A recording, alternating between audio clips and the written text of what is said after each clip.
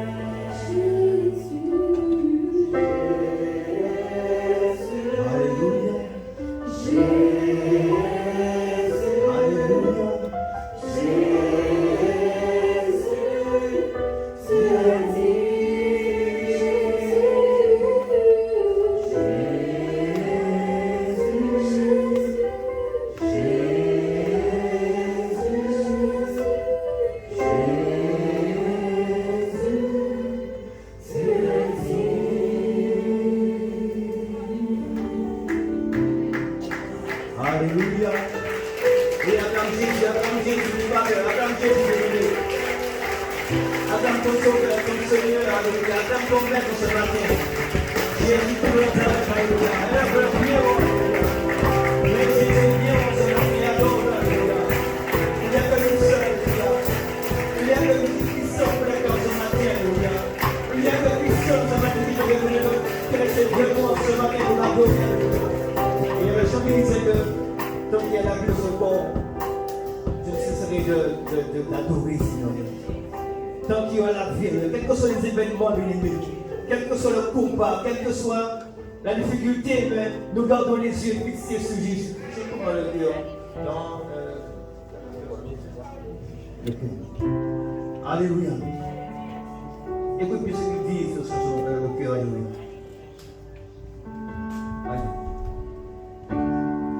Merci Seigneur.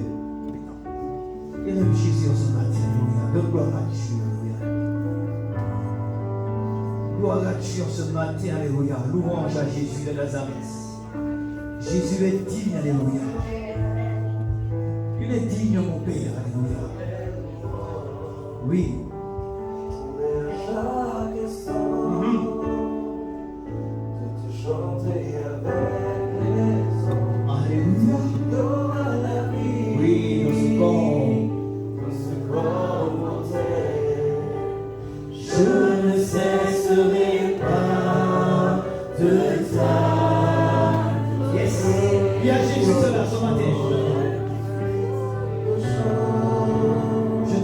T'adorer, Seigneur Jésus. Je mets à chaque instant de te chanter avec les anges, tant qu'il y aura la vie dans ce corps entier. Je ne cesserai pas de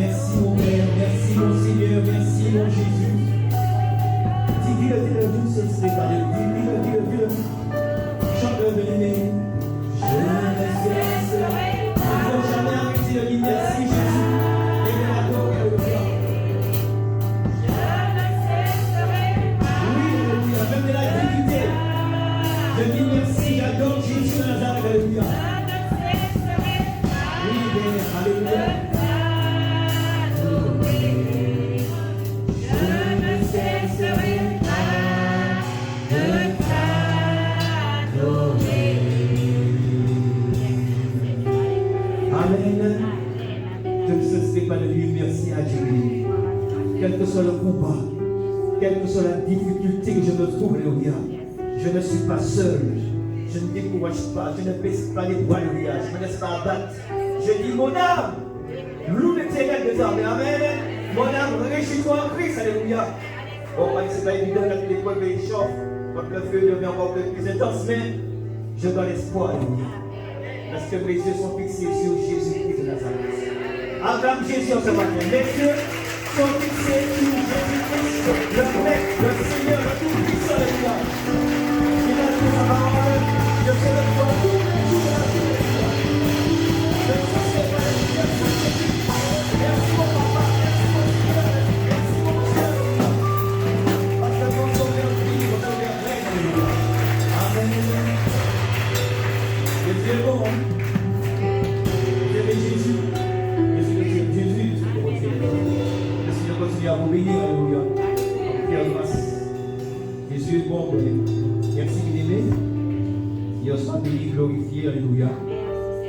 Je vais laisser la place à celui de Dieu à la chose de poser la parole de Jésus. Béni soit le nom du Seigneur. Éternel mon Dieu, nous voulons bénir ton nom ce matin, te glorifier.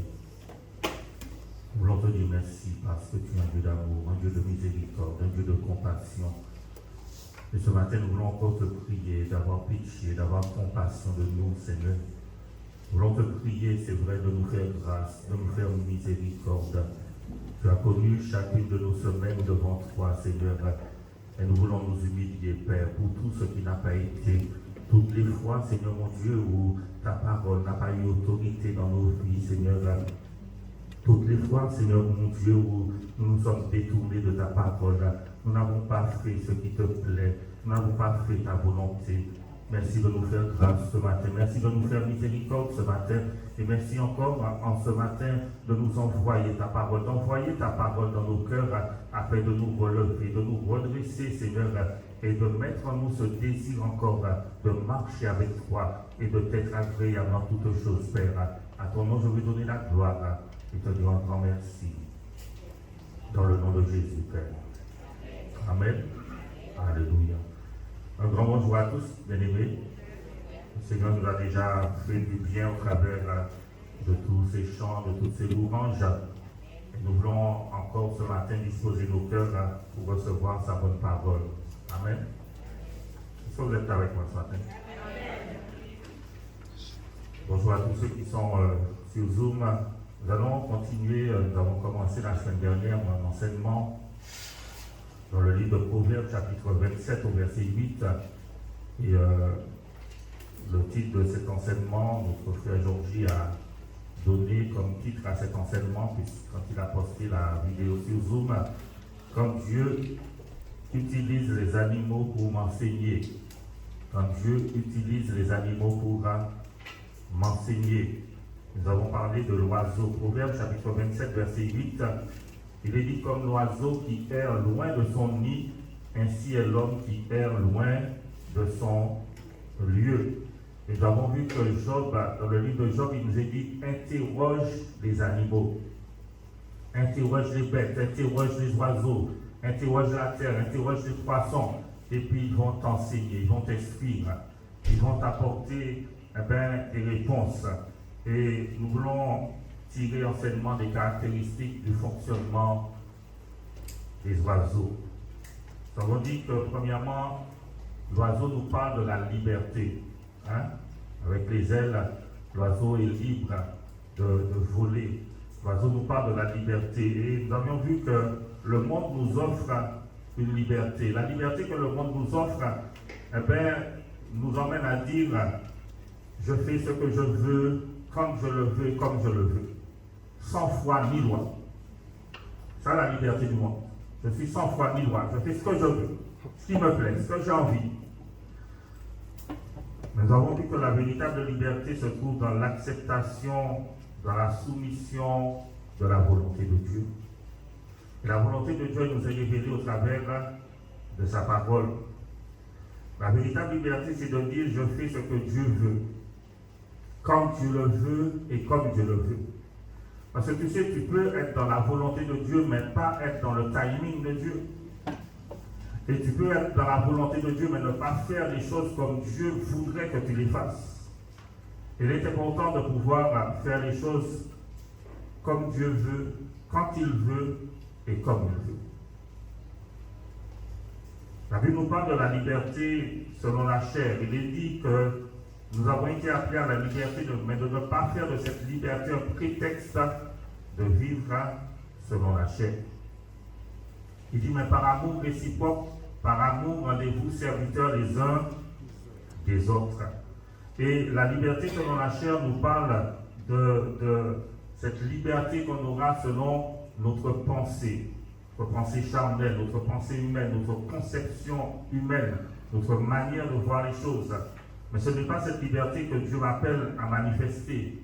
Je suis appelé à manifester une liberté selon l'esprit, c'est-à-dire selon la pensée de Dieu, selon sa parole, selon sa volonté. Et c'est vrai que Dieu nous a créés libres, bien-aimés. Et je suis libre de faire ma propre volonté. Je suis libre de faire ma propre volonté. Mais il y a que par amour pour Dieu et par amour pour les autres, je vais renoncer à moi-même. Je vais renoncer à faire ma propre volonté. Et je vais pouvoir dire comme Jésus, non pas ce que je veux, Père, mais ce que toi tu veux.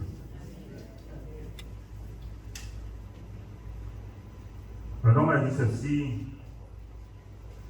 Il a dit que la véritable liberté ne se trouve qu'en exerçant une certaine retenue.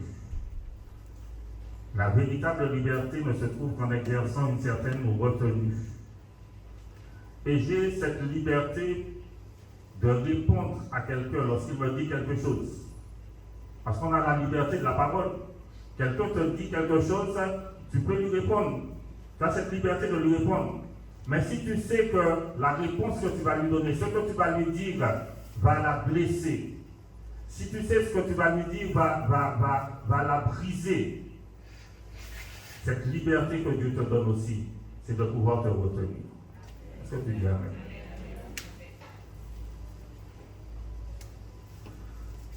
Cet homme continue en disant, une rivière coule librement seulement entre deux bords. Est-ce que tu vois l'image? La rivière coule librement, mais elle coule entre deux bords. Et sans ces deux bords-là, elle se répandrait en une mare vaseuse stagnante.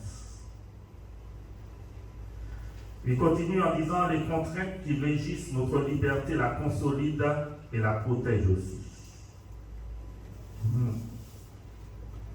Parce que lorsqu'on parle de liberté, bien aimé, c'est une liberté qui est soumise à la parole de Dieu et à sa volonté. Regarde avec moi dans Genèse chapitre 2, versets 15 à 17. Genèse 2, versets 15 à 17, il dit l'Éternel Dieu prit l'homme et le plaça dans le jardin d'Éden pour le cultiver, pour le garder. Verset 16. Il dit l'Éternel Dieu donna cet ordre à l'homme, tu pourras manger de tous les arbres du jardin. Mais tu ne mangeras pas de l'arbre de la connaissance du bien et du mal, car le jour où tu en mangeras, qu'est-ce qu'il dit? Tu mourras.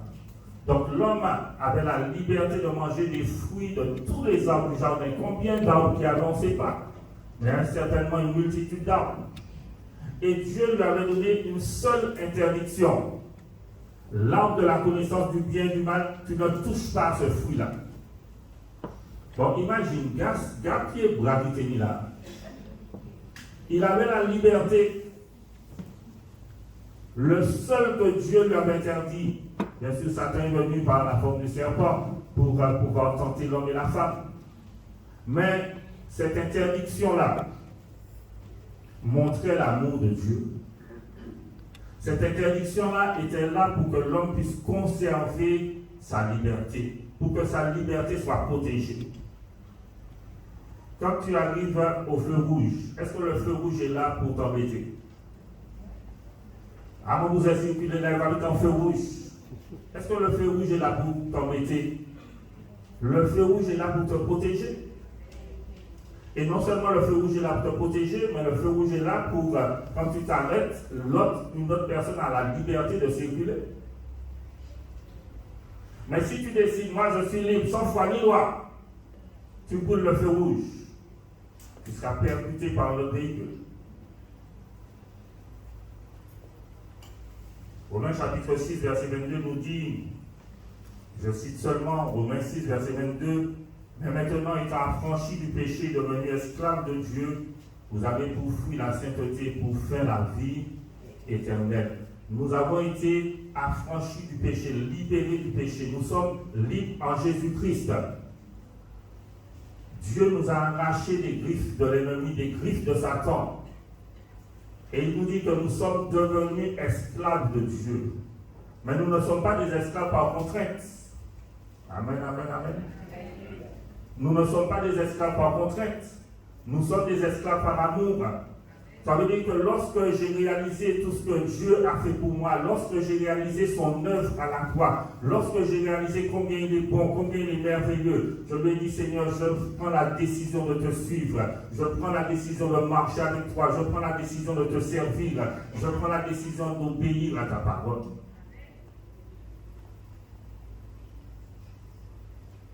Est-ce qu'on est esclave par contrainte ou par amour?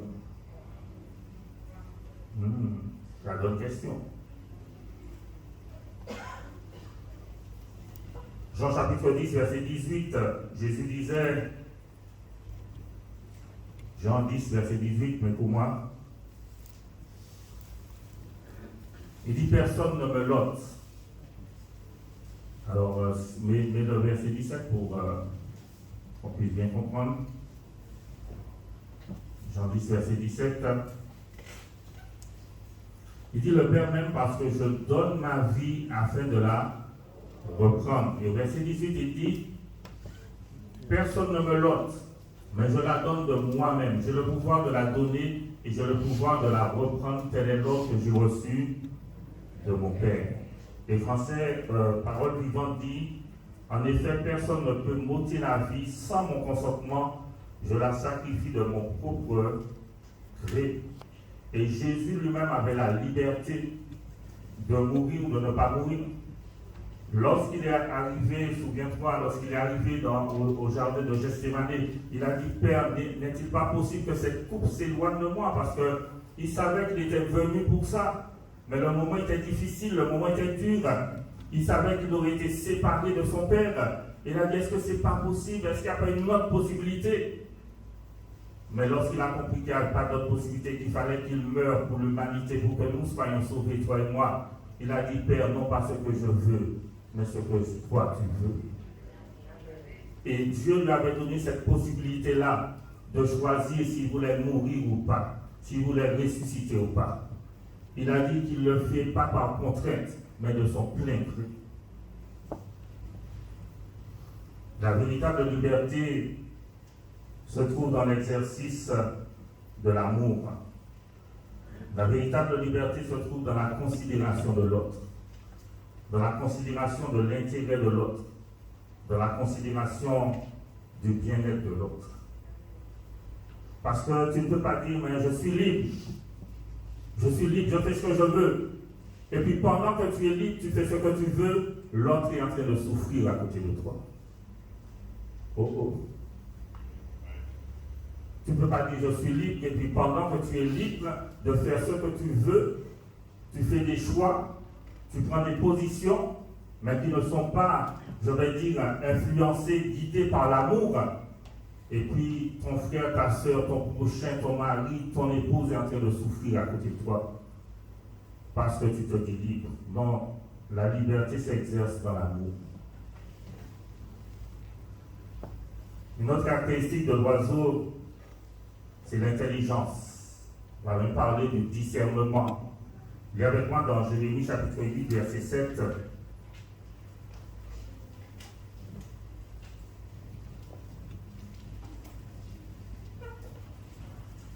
Livre de Jérémie chapitre 8, au verset 7. Deuxième caractéristique de l'oiseau, l'intelligence. Il est dit même la cigogne connaît dans les cieux sa saison. La tourterelle, l'hirondelle et la grue observent le temps de leur arrivée. Mais il dit, mais mon peuple ne connaît pas la loi de l'Éternel. En fait, où on dit, même la cigogne connaît le moment de sa migration. Tourterelle, hirondelle et grive savent quand il faut revenir. Mais mon peuple ne connaît rien aux règles que j'ai établies. Et lorsqu'il dit même la cigogne, ça veut dire qu'il fait une comparaison. Et Dieu va comparer son peuple aux animaux. Là, il va comparer son peuple aux oiseaux.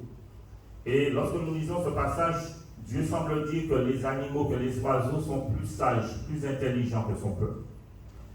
Il y avait pas du verset 4 jusqu'au verset 9. Verset 4 à 9.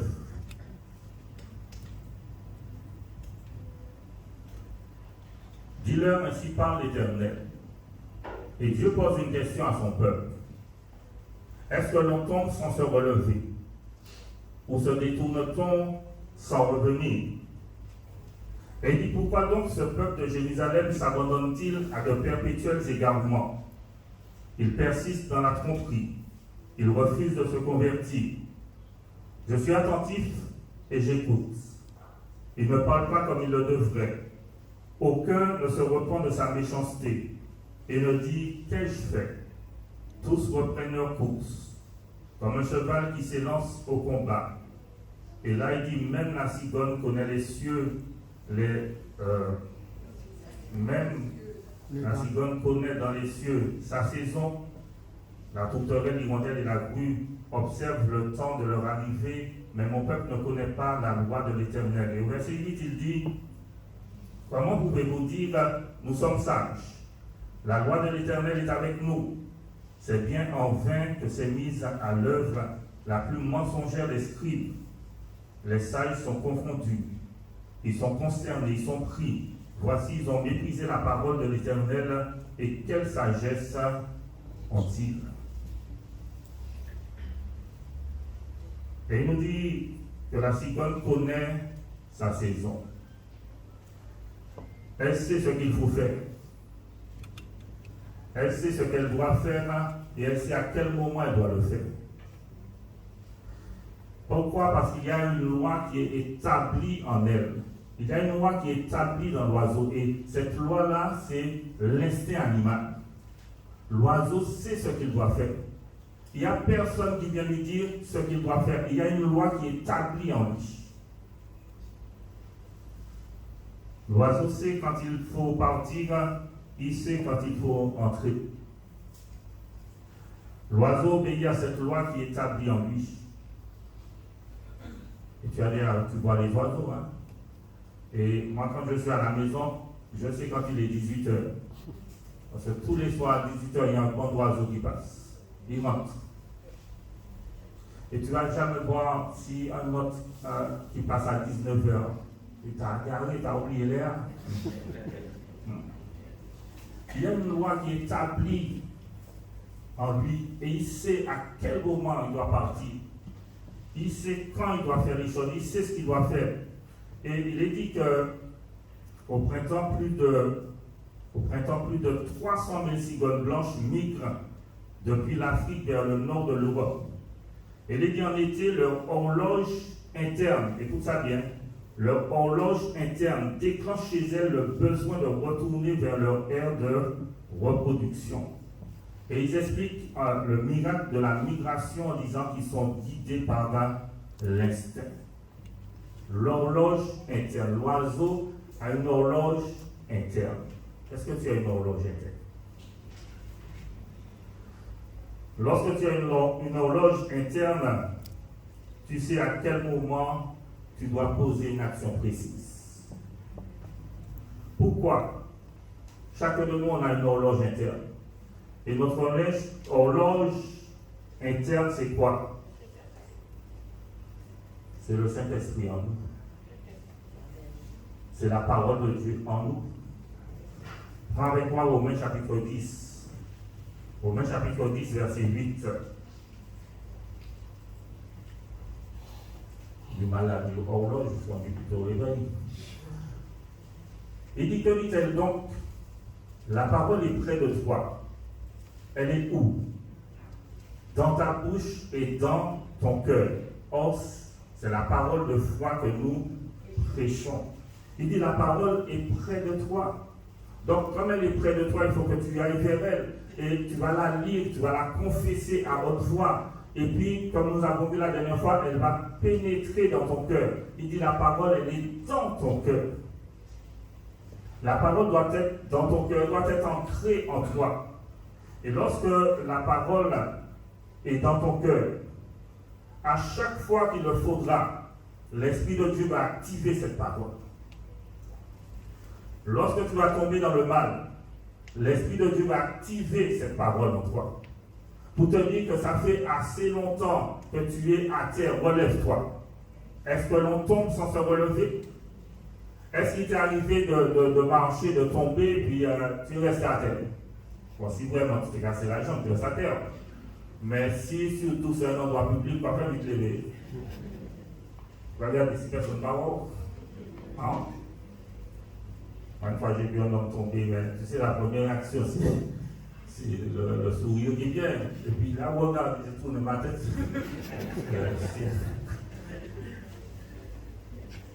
Tu tombes dans le découragement. Il y a cette horloge interne qui te dit, mais ça fait trop longtemps que tu es dans ce découragement-là. Relève-toi, relève la tête. Il y a une parole de Dieu qui va monter dans ton cœur pour te dire, reprends courage. Lorsque tu te trompes de chemin, tu te détournes, il dit, est-ce qu'on se détourne sans revenir? Tu vois que tu es sur le mauvais chemin, il y a une horloge, le Saint-Esprit va te dire, mais tu n'es pas sur la bonne voie, tu n'es pas dans la volonté de Dieu. Retourne, reviens.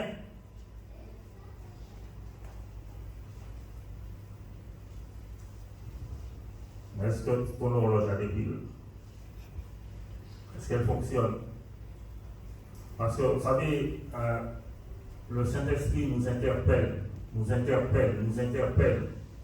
Mais à un moment donné, on peut faire taire cette voix-là en nous, à force de résister, à force de s'endurcir. Et le peuple de Dieu, à un moment donné, tellement il s'était endurci, eh bien, l'Esprit de Dieu avait beau les rappeler, les interpeller, ils avaient endurci le cœur. Au verset 8, Jérémie chapitre 8, au verset 8, il est dit, comment pouvez-vous dire, nous sommes sages, la loi de l'Éternel est avec nous.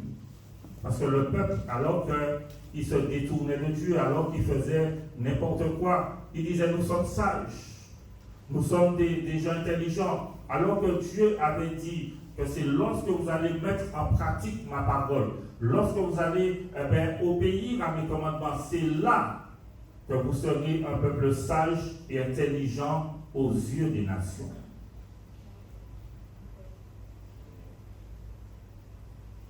Les oiseaux sont plus sages, plus intelligents que mon peuple. Les oiseaux ont du discernement. Et vous savez, dans le service de Dieu, on n'aime pas l'horloge, on n'aime pas le réveil. Pourtant, Dieu a une horloge. Tu sais que Dieu a une horloge. Qu'est-ce que tu racontes? Dieu a une horloge. La Bible dit que lorsque les temps furent accomplis, Dieu a envoyé son Fils Jésus-Christ. Il y avait un temps. Et avant que Jésus vienne, il n'y avait pas des gens qui étaient en souffrance, qui étaient malades, qui étaient dans la détresse. Mais il y avait un temps. Lorsque ce temps-là est arrivé, Dieu a dit à son Fils, c'est le temps. La Bible dit encore qu'il y a un temps pour toutes choses.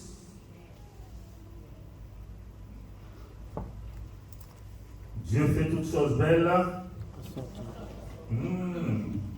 en son temps. Dieu a son timing. On n'aime pas l'horloge. Imagine que le soleil refuse de se lever à l'heure qui lui est indiquée.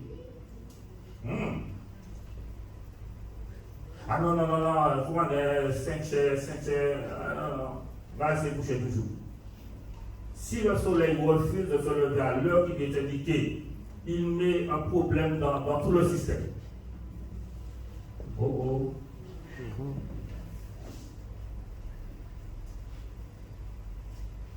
Proverbe chapitre 6, versets 6 à 8. Vous n'êtes pas très bon à voir ce matin.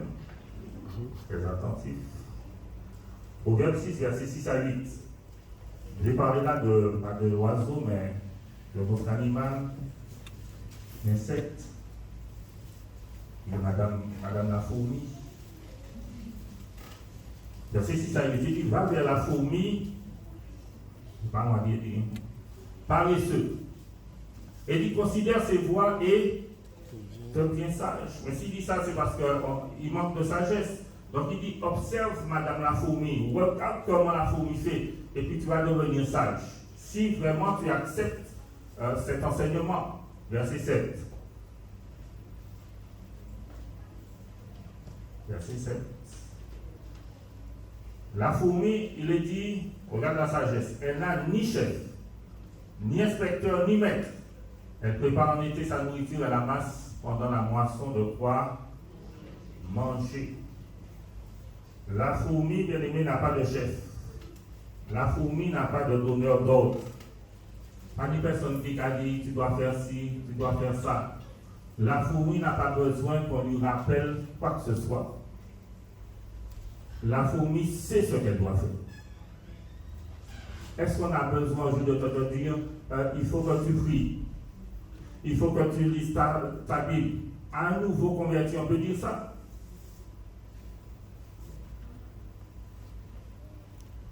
La fourmi, c'est ce qu'elle doit faire. Il y a une loi qui est établie en elle, c'est ancré en elle. Et il nous dit qu'elle n'a pas de chef, elle n'a pas d'inspecteur. Il n'y a personne qui vient vérifier son travail. Mais croyez-moi qu'elle fait bien son travail. Parce que là, ça ne veut pas dire personne qui a vérifié le travail. Vous pouvez faire n'importe quelle manière. Mais elle fait bien son travail, elle s'applique, elle aime ce qu'elle fait, elle est passionnée. Et je veux dire qu'elle le fait avec la joie dans le cœur. Il dit qu'elle prépare la nourriture, en été sa nourriture, donc elle prépare l'avenir. Et ça, c'est la sagesse de la fourmi, bien-aimée. Est-ce que nous, bien-aimés, après des années de conversion, il faut qu'on soit là derrière nous à nous rappeler, il ne faut pas parler comme ça, il ne faut pas dire ça, il faut pardonner, il faut... La fourmi n'a pas de chef, hein? Elle n'a personne, c'est d'elle-même. Et bien aimé, pendant la période de confinement, le Seigneur m'avait donné un enseignement sur la fourmi pour me montrer que pendant cette période-là, on n'avait pas la possibilité de se réunir. Mais il faut comprendre que la parole de Dieu doit être en nous. Même si tu n'as pas un pasteur là pour t'enseigner, même si tu n'as pas un frère, une soeur pour... Mais la parole doit être en toi.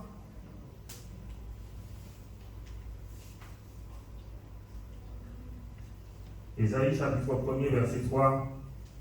On va terminer avec cette caractéristique. Ésaïe 1, verset 3.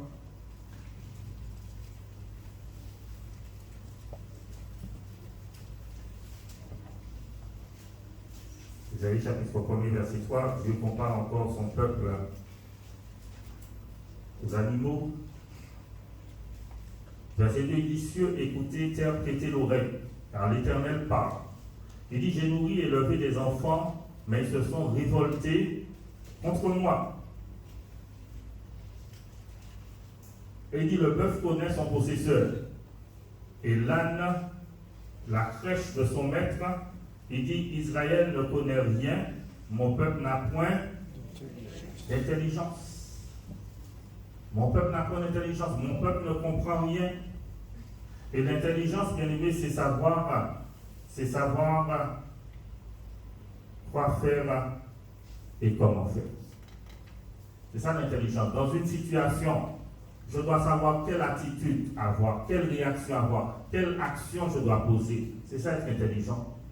L'intelligence, c'est avoir aussi la compréhension des choses. Et la Bible nous parle de discerner quelle est la volonté de Dieu, ce qui est bon, agréable et parfait. Il nous a dit que la cigogne, c'est discerner sa saison. Le discernement des saisons. Saison nous parle d'une période, d'un moment opportun. Et vous savez, j'ai entendu chaque début d'année dans certaines églises où des serviteurs disaient, cette année c'est ta saison. 2018, cette année c'est ta saison. Cette année c'est ton moment. 2019, cette année c'est ta saison, c'est ton moment. 2020, c'est pas ta saison. Le Covid qui l'a. Mais tu n'as pas besoin que quelqu'un te dise c'est ta saison, c'est ton moment. Tu as une horloge interne. Et le Saint-Esprit en toi va te dire c'est le moment. Je t'ai appris à ça, c'est ta saison, c'est la période, c'est le moment où tu dois poser telle action, tu dois faire telle chose, où tu dois t'engager dans telle chose, où tu dois commencer tel projet.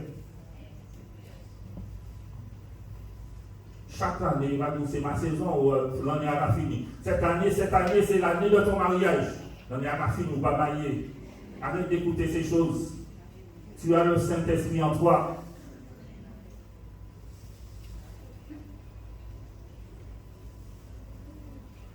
Tu dois accepter également que des fois ta saison est passée. Vous savez, la Bible dit qu'il y a un temps pour toutes choses. Et des fois, on ne peut pas accepter, on continue à s'accrocher à des rêves, à des choses. Ta saison est passée. Si quand tu étais à l'école, tu n'as pas appris comme moi-même, hein? Après tu peux faire validation des acquis, tu peux reprendre tes études, tu dis, mais vous savez, il y a une saison pour toutes choses. Moi, on m'avait proposé de reprendre mes études parce qu'on m'a dit, bon, mais tu as des capacités. Je dis, mais on ne va pas apprendre l'école, c'est pas grave. J'ai raté ma scolarité, c'est pas grave. Je ne vais pas repartir dans ça. Il y a une saison. Quand tu commences à prendre un certain âge, il faut accepter qu'il y a une saison qui est passée. Tu ne peux plus t'habiller comme tu t'habillais quand tu étais jeune. La saison est passée.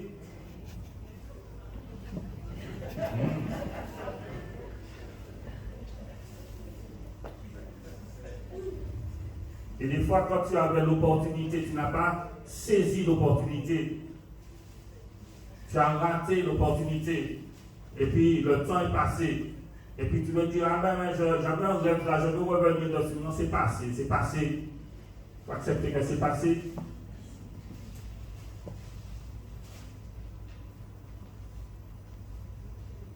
Alors, on voit une autre caractéristique de l'oiseau, qu'on avait annoncé l'autre fois.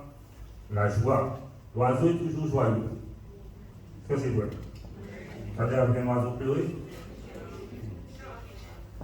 À son réveil, il chante les louanges de Dieu. Il donne gloire à Dieu. Et il faut qu'à notre réveil, nous apprenions aussi à chanter les louanges de Dieu. À donner gloire à Dieu, à le remercier, à le louer, à le glorifier. Ah, on a chanté tout à l'heure, hein? Je me cesserai. M'en lever, m'en mal dormi, tout m'en a fait mal. Seigneur, tu es merveilleux, tu es admirable. On va bien aller travailler, mais Seigneur, je donne gloire à ton nom. Ah, peut-être que l'oiseau a mal dormi, hein. Voilà, il vente et a vanté. C'est pas comment l'oiseau a dormi, hein. Depuis il chante, il donne gloire à Dieu. Et j'aurais dit que sa joie découle de sa foi, de son assurance dans son Créateur. Celui qui l'a créé a pris la responsabilité de le nourrir, de prendre soin de lui. Parce que l'oiseau n'a pas de réfrigérateur, il n'a pas de repas. Donc, depuis le matin, Seigneur, je te remercie parce que je vais manger aujourd'hui. J'ai mes petits là, j'aurais trouvé de la nourriture pour eux. La Bible dit que l'oiseau ne sème pas, il ne moissonne pas. Ah, mais c'est des oranges, mais oui. Une sœur me disait une fois, non, mais l'oiseau, même s'il vient, il pitche enfoui, mais il peut pitcher tout. Mais il veut tout à tout. Il a dit, t'as un petit cycle là. Vous savez, l'oiseau n'a pas demandé à être là. Toi, tu sais ça. Est-ce que tu as demandé à tes parents d'être là? Hein? L'oiseau n'a pas demandé à être là, c'est Dieu qui l'a créé. Donc Dieu s'est engagé à prendre soin de l'oiseau, à prendre soin des animaux. Et pareil, quand tu fais un enfant n'a pas demandé à être là. Donc tu as la responsabilité de prendre soin de l'enfant. Et Dieu, le Créateur, celui qui nous a créés, nous sommes devenus ses enfants. Il a pris la responsabilité, l'engagement de prendre soin de nous. Et lis avec moi dans Matthieu 6, 25 à 28, rapidement. Matthieu, passage que nous connaissons, Matthieu 6, 25 à 28.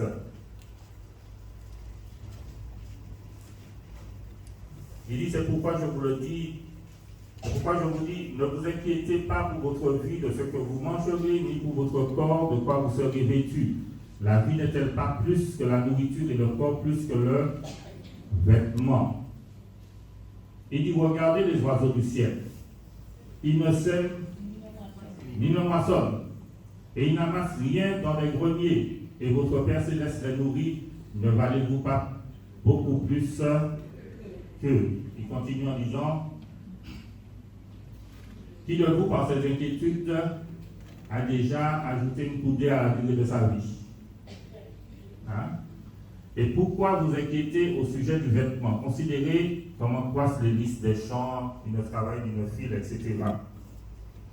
Et quand il dit que l'oiseau ne sème ni ne moissonne, il faut faire attention, il n'y a pas là un appel à la paresse, hein? Parce que l'oiseau, quand même, il va chercher sa nourriture. Mais il y a un appel, bien aimé, à rejeter et à refuser l'inquiétude. Depuis le jour que tu existes, tu es conscient que tu existes, est-ce que l'inquiétude a déjà changé quelque chose dans ta vie? Je dois te poser la question, est-ce que le fait de t'inquiéter, ça a changé quelque chose? Est-ce que ça a apporté une solution? Est-ce que ça a apporté une réponse? Et c'est pour ça, à 3 reprises dans ce passage, le Seigneur dit, ne vous inquiétez de rien. Et une autre caractéristique de l'oiseau, c'est la foi. L'oiseau vit par la foi. L'oiseau vit par la foi. Bien des fois, nous, on dit, je vis par la foi, mais tu sais déjà ce que tu vas manger demain. Tu sais déjà ce que tu vas manger après-demain. Le compte en banque est bien garni. Mais l'oiseau vit au jour le jour. Il dit, j'ai trouvé à manger aujourd'hui, mais je sais que demain, je vais trouver à manger. Peut-être qu'aujourd'hui, j'ai trouvé à manger chez Mylène, mais Mylène pas content parce que moi, ça dit, elle dit, mais il fait mes fenêtres là, mais demain, si je vais manger, il y a un autre monde.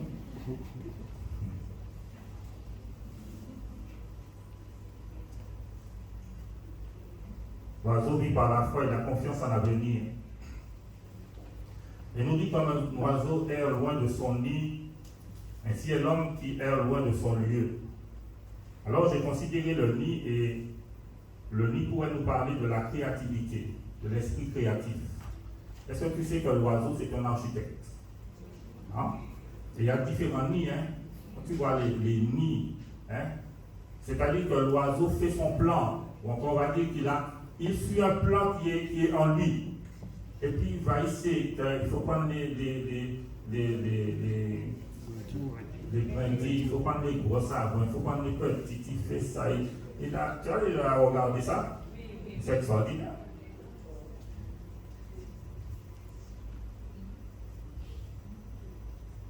Il réalise des travaux, il fait le plan, il réalise des travaux tout seul. Il est architecte, il est ouvrier. Et la Bible nous dit que nous sommes ouvriers avec Dieu. Le nid peut nous parler aussi de la persévérance. Et des fois, l'oiseau vient, il commence à faire, j'ai des tourterelles qui ont fait un nid là. Je les ai laissés faire. Mais après, quand il y a les petits, puis tout partout, c'est terminé. Tu arrives, tu trouves, ils ont commencé, tu enlèves. Tu rentres le soir, la vie est coincée. Et puis tu regardes. Donc il y a une persévérance. Et il est important, bien aimé, d'être dans son nid. Il est important, on a vu la dernière fois que le nid peut symboliser la présence de Dieu. Mais il est important d'être dans son nid, je veux dire dans son domaine, dans son don, dans son appel. Il est important d'être à sa place. Pourquoi? Parce que le nid va nous parler aussi de la fécondité. Et si tu n'es pas dans ton don, dans ton appel, si tu n'es pas à ta place, tu ne seras pas fécond. Tu ne vas pas porter du fruit. Tu ne vas pas connaître le succès et la réussite. Une dernière pensée que j'ai trouvée par rapport à l'oiseau, il est dit que l'oiseau a cette capacité à garder le contrôle de ses émotions. Est-ce que tu entends ça? L'oiseau a cette capacité à garder le contrôle de ses émotions. Quand il voit que tu détruis son nid, il va voler en haut. Et la capacité à supporter les épreuves au fil du temps. Parce qu'il ne faut pas croire, mais l'oiseau chante tous les matins, mais l'oiseau a des épreuves. Hein? Quand il y a tempête, quand il y a cyclone, quand il y a la pluie, et puis il y a les prédateurs qui viennent pour attaquer les petits.